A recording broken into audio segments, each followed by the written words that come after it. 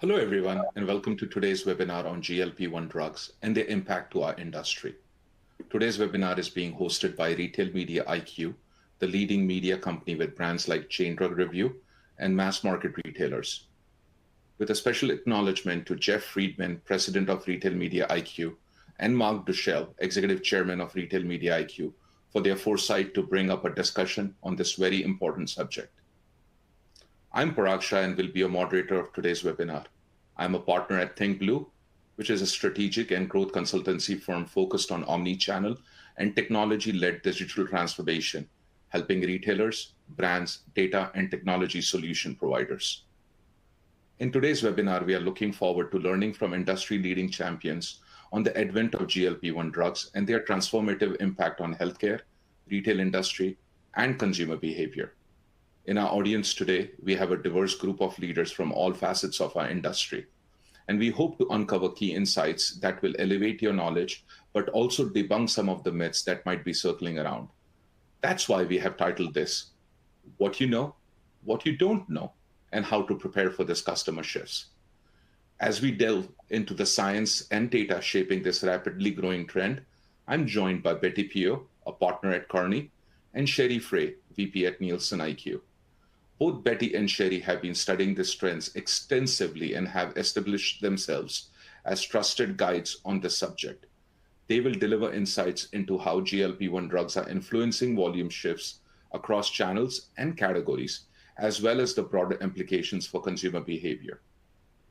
Together, we'll explore the science of GLP-1 drugs from their ability to regulate blood sugar and metabolism by mimicking the body's natural functions to the broader societal implications of this innovation.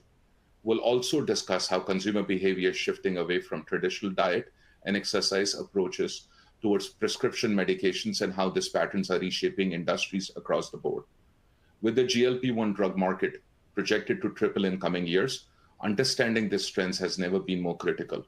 I'm confident that Betty and Sherry's perspectives will leave you with actionable insights to inform your strategies. Thank you again for being here. Let's get started with what promises to be a fascinating and insightful discussion. We will start with our speakers and allow them to educate us with their thoughtful insights. Please share your questions in the Q&A box so we can address it at the next event of this series. We will start today with Betty. Betty Pio is a partner in the healthcare and life sciences team at Kearney, a global management consultancy. She has 2 decades of consulting experience with biopharma industry on commercial strategy topics such as portfolio planning, commercial development, therapeutic area strategy, and pricing and market access. Her work focuses on the intersection of scientific innovation, healthcare policy, and patient access. She has co-authored several papers on the impact of GLP-1s to adjacent therapeutic areas and has been an invited speaker on the topic in different forums. Prior to consulting, she spent 7 years in nuclear medicine clinical research and studied regulatory affairs and molecular biology. With that, I'm going to hand this over to Betty. Welcome, Betty. Thank you, Parag. And I'm really excited to be here to talk about the latest science in GLP-1. But before I do that, I wanted to start a little bit with some of the basics. So GLP-1 is a naturally occurring hormone in our body, and its main role is to help regulate blood sugar, food intake, and metabolism. And so basically, when you eat something, then your body recognizes you've eaten, your intestines produce GLP-1 in response to that, and then it acts on different body systems, which we'll get into. Shortly after it's released, it's actually quickly inactivated to have this kind of feedback loop as your body then works through what it's just eaten. So you have this cycle of being hungry, eating, feeling full, digesting, and so on. GLP-1 drugs pretty much mimic the GLP-1 hormone. And as I mentioned, the primary role is in regulating blood sugar. So it does this by increasing the release of insulin in your body and decreasing the release of glucagon. So glucagon is basically the hormone that does the opposite of insulin. So it stimulates the liver to release sugar into the blood while insulin does the opposite. So GLP-1s then also help to increase insulin sensitivity, decrease glucose production, increase insulin synthesis as well in your body, and then also increase beta cell proliferation and decrease beta cell death. So beta cells are basically the cells within your pancreas that make insulin. So it kind of helps that whole insulin feedback mechanism. It also works on your body by delaying gastric emptying, so helping actually making the food stay in your system for longer, which can be both a good and a bad thing, which we'll talk about. It works on your brain by decreasing your appetite, has some neuroprotective effects and also some cardioprotective effects. And it feels like almost every week there's new data that is released or published that shows an additional benefit. I know even just last week we saw that a new study showed that there was a decreased risk of Alzheimer's disease in GLP-1 users. So there's still a lot that we don't know about what GLP-1 does, but a lot that we're finding out about. There's a lot of exciting research that's being done in the area. So, not everything is great. There are some associated side effects with GLP-1s, and particularly in relation to that delayed gastric emptying. So although, when food stays in your system longer, you feel full for longer, but it can also go a little bit too much in the other direction. It can cause you to feel nauseous, cause you to vomit, be constipated, have diarrhea, heartburn, and indigestion, in addition to, making you feel full longer. And then also you can imagine for folks who actually experience a large amount of weight loss in a short amount of time, they do have other effects as well. So there's a reduction in lean muscle mass that we've seen in a lot of patients, and some issues around skin laxity. So there are also some other side effects which some people might be at more of a risk of based on the other parts of their medical history. So for example, an increased risk of pancreatitis. And so, as with any medication, all of these risks have to be weighed against the benefits that you might see in a GLP-1 drug before you decide to take them. But one thing to note about GLP-1 drugs is that they've been around for a long time. So nearly 20 years. In 2005, the first GLP-1 drug was approved for type 2 diabetes. And 10 years ago, a little over 10 years ago, the first GLP-1 drug was approved for weight loss. So there's a lot that we know about these drugs. They've been around for a long time. And even though it feels like it's only really exploded in the last few years, and that's all that we've heard about, there's a lot of science and data behind these. For some of these newer generation drugs, these are the ones where the data looks really promising, really great, and where we're finding more and more about each week. And when we wanted to compare a little bit and show you how that looks. And so if you look at the top chart on this slide, we've shown a bit of a comparison of the way that the different GLP-1 treatments, the way that their data looks in type 2 diabetes. And you can see that at the top of the chart, the more recent drugs like Ozempic, like Mounjaro, you see really profound impact on patients' HbA1c levels relative to some of the earlier generations of GLP-1. On the bottom table, you see the data, the most recent data around weight loss. And again, you see that the more newer drugs have a significant weight loss benefit, especially compared to some of the older generations. So a lot of really great data recently even with some of the newer drugs. A lot of these differences can be attributed to things like slightly different modes of action, so slightly different ways in which it works on the body, different drug half-lives, so the amount of time that the drug stays in your body, and those are the types of innovations that have led to this improved data over time.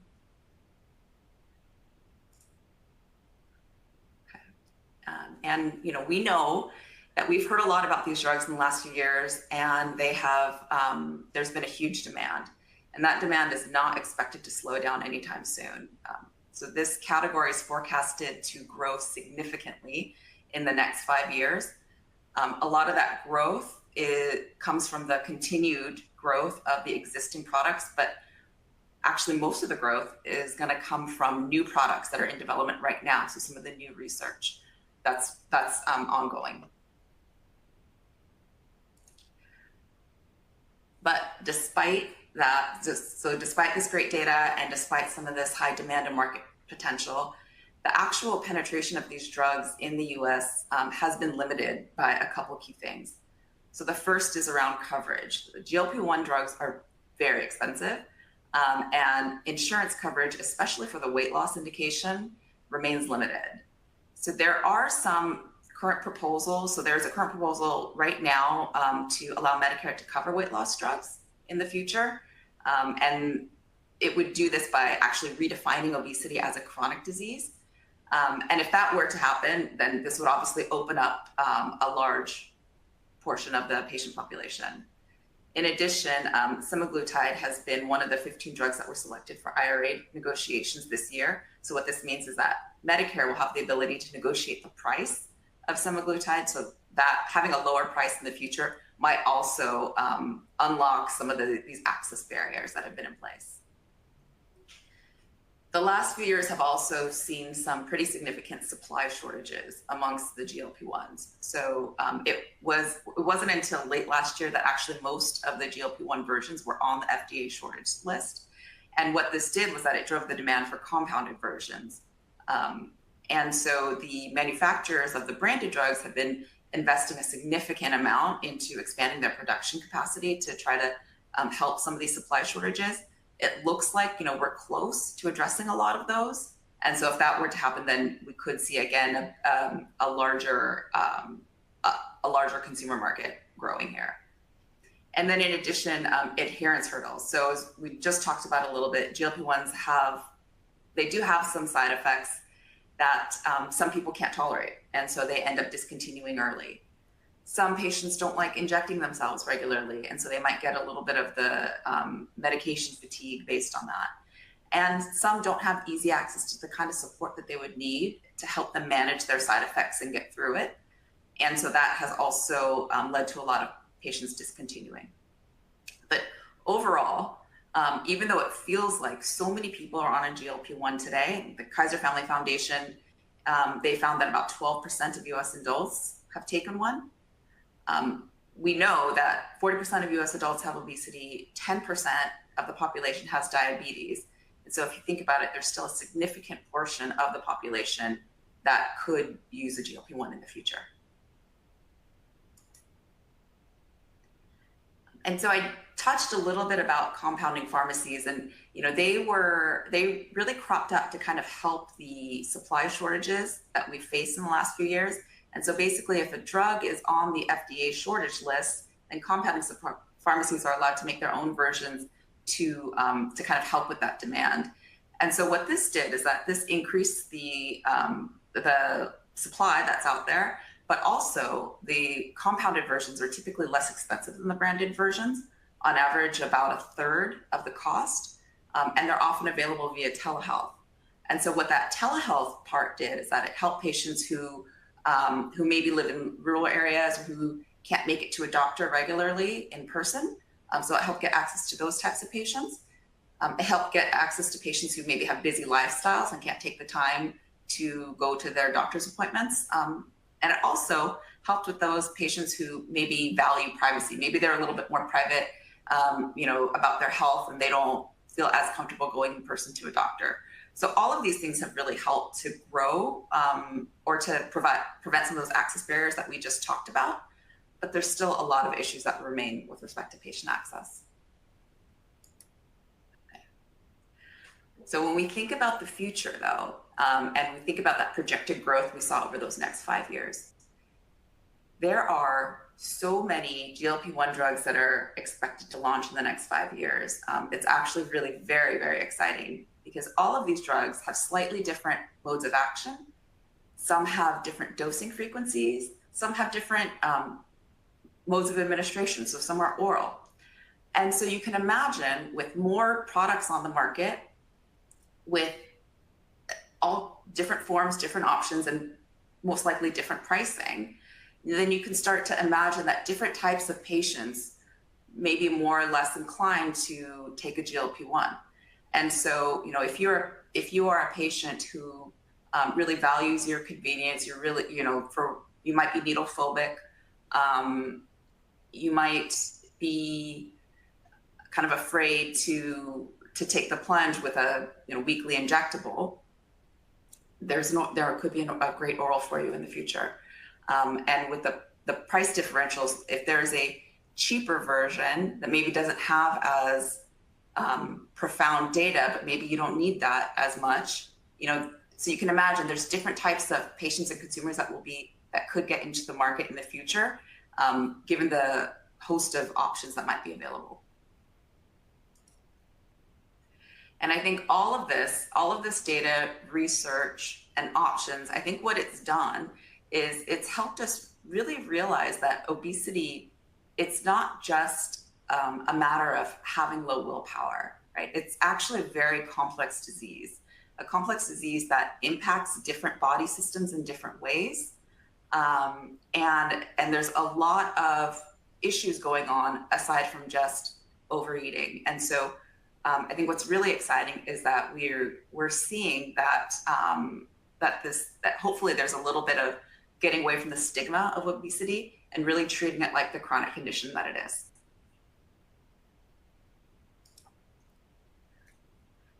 So in summary, I just wanted to say that, GLP-1s, this is not a weight loss fad. This is something that is changing the way that consumers eat, the way that they prioritize their health and their self-care.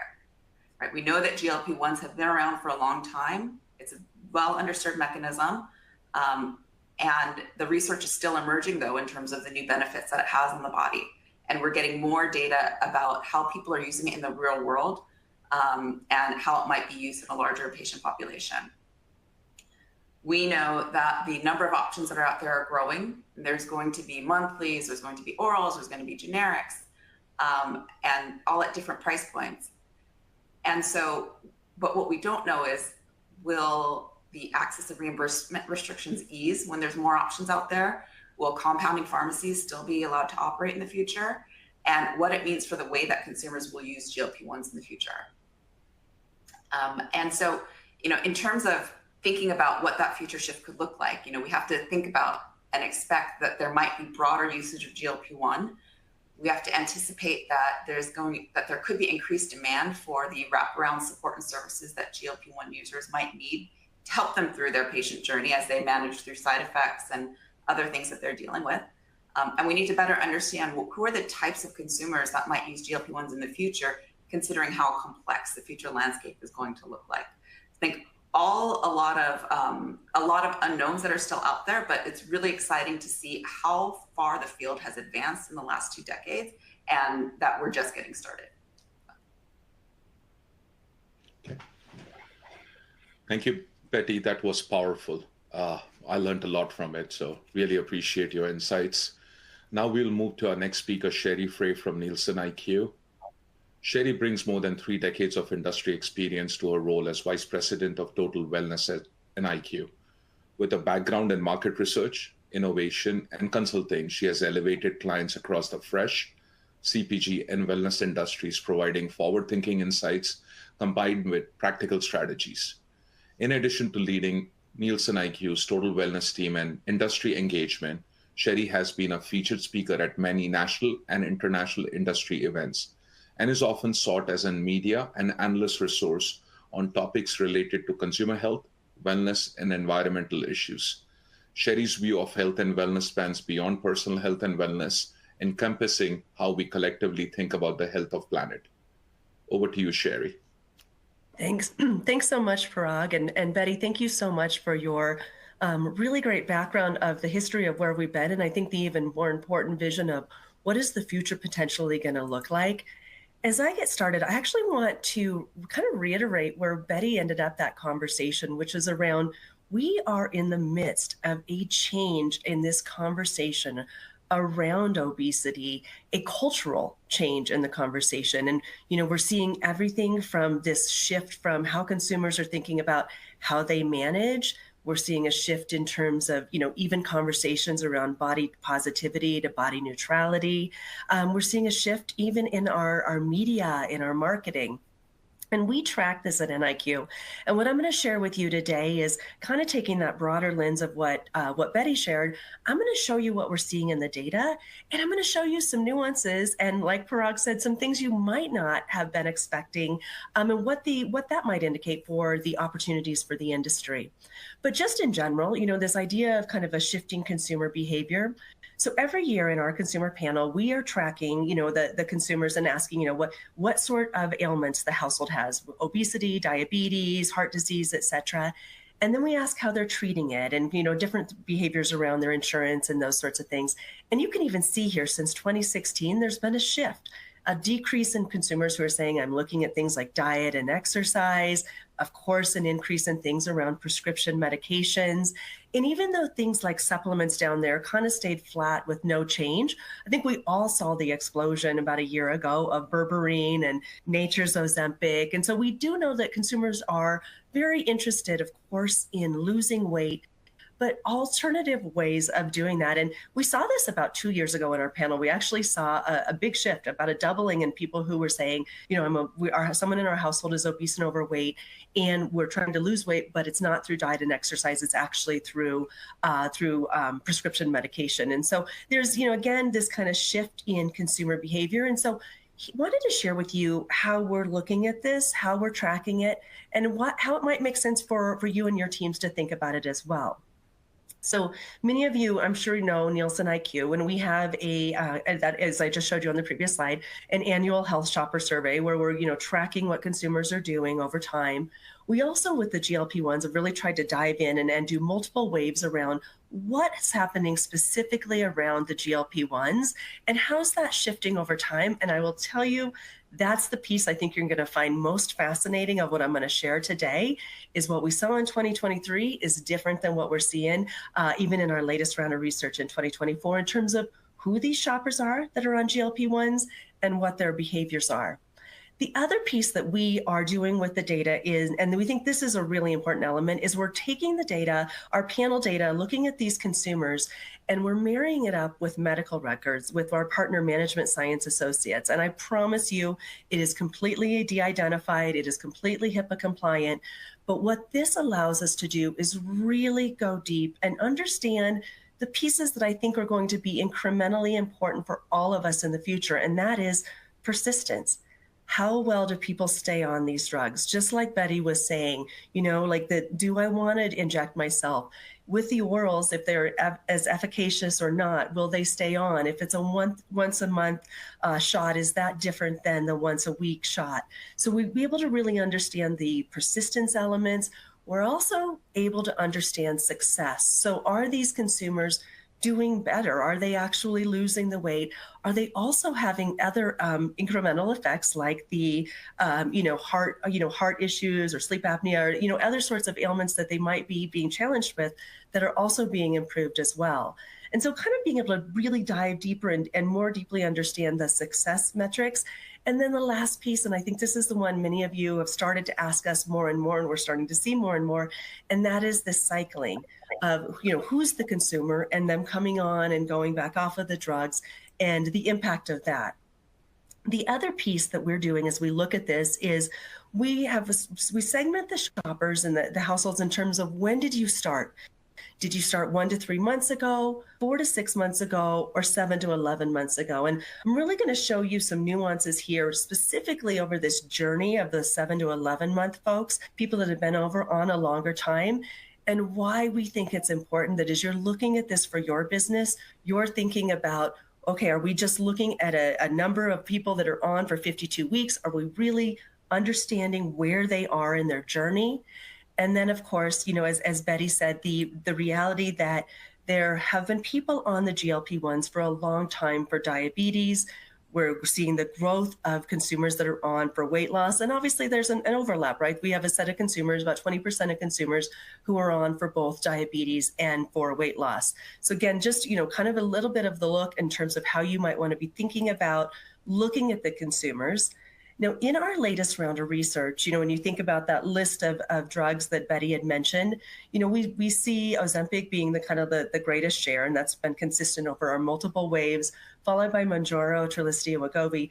I will tell you, in our latest round of research, this was really the first time where we saw the generics and the compounds pop in terms of the number of consumers who are saying we are on those drugs. And the implication there, and, as Betty, indicated, is there's a difference in cost.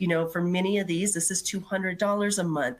It allows, more access for many consumers through things like the telehealth, but also just the overall cost in general.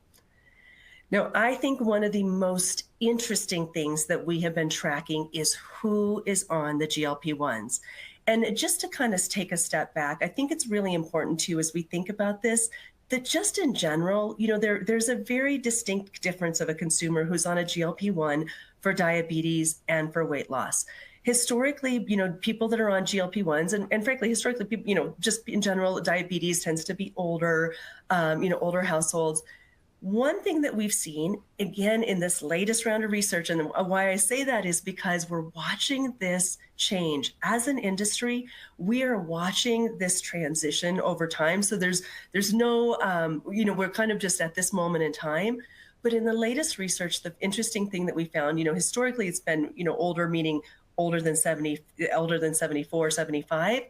In the latest research, we actually saw that people that are on the GLP-1s for diabetes, a younger group. So and when I say younger, I'm in my 50s, right? So the 55 to 74. So a younger group, which, our hypothesis here is this, many of these consumers who were maybe right on the edge, pre-diabetic, could have been prescribed the GLP-1, for diabetes, that were like, okay, I'm interested.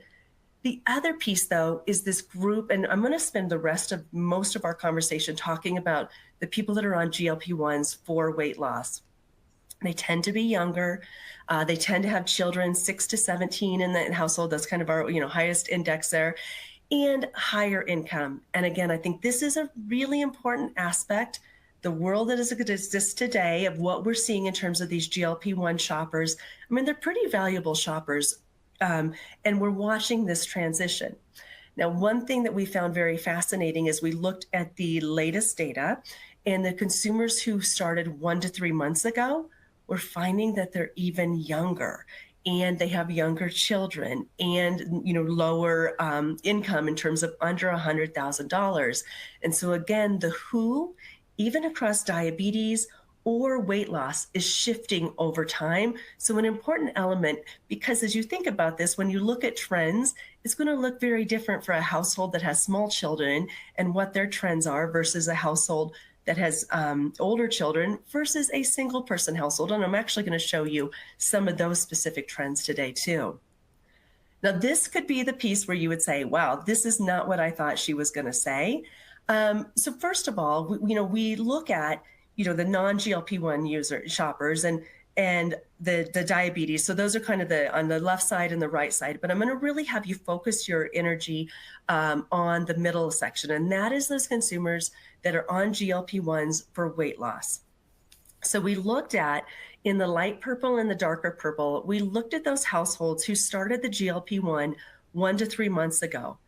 And we compared that in that light purple to what was their total store units, by the way, not dollars, their units. What were their units versus the 13 weeks prior? And what was their units versus the 13 weeks year ago? And you can see they're actually buying more. So a little counter, I think, to what you might have, been thinking in terms of, what's this consumer behavior? Now, in the blue there in the middle, that 3.5%, these are the consumers that started 4 to 6 months ago, and we're comparing their 13 weeks versus 13 weeks year ago. So they're not growing as much. And then in that kind of hot pink magenta there, these are the consumers that started 7 to 11 months ago. And again, we're just comparing that snippet, this 13 weeks versus 13 weeks year ago. But again, they're up in terms of their total units. So kind of, again, counter to what you might have been thinking, a lot of what we do see too, and especially you think about these people that just started 1 to 3 months ago, to Betty's points about, struggling with digestive issues, nausea, et cetera, these are folks that are, kind of tending to say, like, I think I want to stay home a little bit.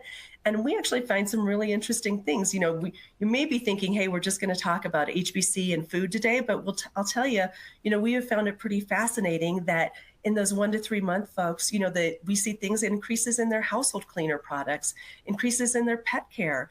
If they're staying home is kind of the times where you start to look around and say, well, maybe I should clean my house a little bit more, and take a little bit better care of your pets. So maybe pets are the big beneficiary of the GLP-1s. But kind of take a step back. I want to kind of take a broader view for you here, because again, some of you might be looking at that previous slide and thinking, wow, that just is so counter to what we were thinking. So we broaden our view, and we're just looking here at the consumers, and let's just start in the middle, the 7 to 11 months. So they started 7 to 11 months ago, and we were comparing, if you look at them over a 52-week time period, not a 13-week time period, which we were looking at previously, you actually see their volume down. So you got this broader perspective, and all of a sudden their units are down across the total store and across food and beverage.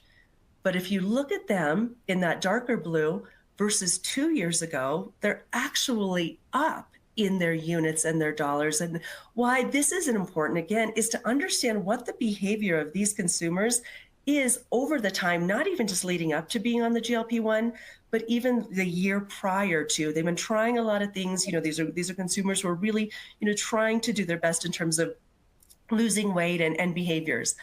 I also think it's really important to look over on the left-hand side of this and the right side. So take the GLP-1s out of the equation and look at those non-GLP-1 users. When we're looking at unit volume and we're looking for total store for food and beverage, you can see, again, we're seeing declines. And when we're looking at those diabetic shoppers who are using GLP-1s, again, even bigger declines. So a little bit of a nuance. Again, I think that where you maybe say, like, this isn't quite what I was expecting the data to say. Now, this is busy, and I apologize for that, but I think it's really kind of a great way to kind of see, again, the importance of understanding these trends and the nuances of them from the journey aspect. And so this, again, we're looking at these people that have been on a GLP-1 for 7 to 11 months for weight loss. On the left-hand side of the chart, or left-hand side of the page, if you were to look at this for 52 weeks, and what we've done is we put this into quads in terms of units change and dollar change, you would say, oh, this is terrible. These GLP-1, consumers, they're buying less across. And the dark dots, actually the filled in dots, are the GLP-1 for weight loss compared to the open dots, which is the non-GLP-1 users. You would say, oh, they're really declining over 52 weeks, other than oddly in things like bakery and alcohol and frozen. And you can compare that, though, by the way, in terms of the units and dollars versus the, the open circles. And again, that's the non-GLP-1 users. You can see in general, we're seeing declines in units there, too. But then you look at the latest 13 weeks for these GLP-1 users, and you can see actually they're back up. They're increasing. And so, again, to Betty's point, this kind of journey that they have when they're first on the GLP-1 and then they kind of are, getting acclimated. And not all consumers, by the way, have the issues with the nausea, et cetera. But, we do know that there's a core set of consumers that have the challenges.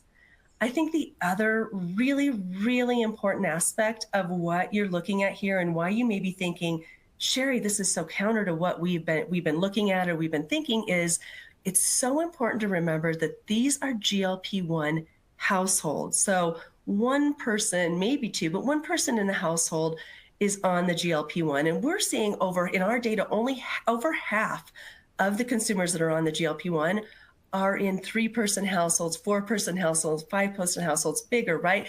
And we know that right now, the majority of the greater majority of people that are on the GLP-1s are women. What are the implications here? Well, the implications are this is someone who, may be reducing their, consumption, their volume of what they're purchasing, but it doesn't mean that that's what they're changing in terms of the purchasing for their household. And that's where we're seeing some of the implications in terms of where you're seeing growth in categories that you might have thought, well, that doesn't make sense because we didn't think that people that were on GLP-1s were drinking alcohol. Well, when we actually looked at 2-person households, we actually see alcohol is something that we do see increase. And we know that we don't see that in a 1-person household that's on a GLP-1. So what does that say to us? It says that the person that's not on the GLP-1, but they may not be going out to eat, is saying, well, I'm going to go ahead and have a cocktail or have a drink here at home. And so making those purchases. So again, we want you to kind of think about this in terms of who those consumers are, when they started, why they're on these, and also who else is in their household that is being impacted. But we also know that many of you understand, Sherry, like what's really going on with the GLP-1s? Is it really shifting behavior? And so what we're showing you here is, this is a look at dollars per buyer across many categories of single person households that have been on for 7 to 11 months. And so, yes, this is like, please, make no mistake, we definitely do see a decline in purchasing for the consumers, especially when they, start on these. I do think it's important when you're looking at this single person household, we're seeing single person households under indexing on GLP-1s in our panel data. And so again, back to what I was saying earlier, really right now, the greater majority is people that have more than just themselves in the household. But again, you can see, there is this kind of initial decline, but you can also see the increase then, right? Like it's this acclimation element. And of course, it's this important element of it is a journey. One thing I do think that we're finding very powerful is that we're seeing that these shoppers appear to be more intentional overall. Intentional on the left, you can see things like higher purchases of things around providing energy, looking at things like carbohydrates, so looking for, things like carbohydrate free. Of course, again, as Betty said, challenges around gut health and digestive health. And so things around microbiome or brain health. And then even a little bit of growth there on things like sugar consciousness. And on the right-hand side, these are all attributes that we are seeing that these consumers, that are households, by the way, not just the consumer, but the household, that is showing stronger growth. So again, more intentionality in terms of things like clean label across not just their food and beverage, but you can see this, across the entire store. Now, I wanted to give you a very specific example of kind of like this. How are some brands thinking about this? How might you want to think about this differently than even just thinking about category level? And that is, there are some trends that have been fascinating to us that are counter to what we expected. And one of those, this is data that we analyzed with our partners at Management Science Associates, where we actually saw there's a decrease in consumption of diet soda drinks for the consumers that are on the GLP-1. And you can see kind of that increasing decrease, but then the increase on zero. So there's a question, like a bigger question here around what's changing from this consumer's perspective. Is it a change in a flavor or a taste profile? And the importance here, and kind of why I'm bringing this out, is it's important to, I think, be thinking beyond your categories and thinking about the entire store, thinking about ingredients, thinking about formulations, so many more opportunities than just kind of thinking, oh, this is up or this is down for those consumers. So just some thoughts, some takeaways that we have, first and foremost, please know, we think this is a changing conversation. We're actually excited to come back with Parag and Betty and the Retail Media IQ team in the future to talk more about what we're seeing and what keeps changing here. But I think the reality of understanding who this shopper is and how they've shifted over time is really going to drive how you're thinking about the impact and the opportunities. And they're important shoppers. Again, these are larger households, they're higher income. So really understanding their shift. We've seen some fascinating things. We've seen some increases in their frequency of going to the grocery store, right? So things that are a little counter to maybe broader trends that we're seeing. So how do you, if you're a retailer on this call, how do you capture these consumers, And then the other piece is I just really cannot recommend enough that thinking about this broader in terms of, not just who they are, but how are they changing in terms of what they're purchasing and their intentionality beyond just your category or your brand or your product or your store. What's really shifting with this consumer? And Parag, I'd love to turn it back over to you and chat with you and Betty a little more on this. Yeah, thank you very much, Sherry. Always an insightful presentation from you, just powerful insights. So thank you very much, especially on really debunking some of the myths on what the trends are within the drug and the consumer usage, right? So very powerful. So we have time for a couple of questions. I'll lead up. I'll start with Betty. Betty, in your presentation, you highlighted the biological mechanisms of GLP-1 drugs and their impact on regulating metabolism and appetite. How do the scientific insights translate into opportunities for CPG and retail industries to innovate within health and wellness categories? Yeah, well, and I think, thank you for the question, because I actually think that a lot of Sherry's data, so elegantly explains kind of what we're seeing, because a lot of these, the GLP-1 users who are using it for weight loss, they're experiencing kind of a fundamental shift in their health and in the way that they think about their own health, right? If you think about it, they've not necessarily had any other effective options for them before. And so this is a big change, and a big change in the way they're thinking about themselves. For those who are taking it for diabetes, they've likely been taking other drugs for their diabetes first. So they've been on treatment for, maybe a year, 2 years, et cetera, before landing on the GLP-1. And so although they are seeing some pretty profound efficacy data and impacts from the GLP-1, to them, their diabetes is not brand new to them.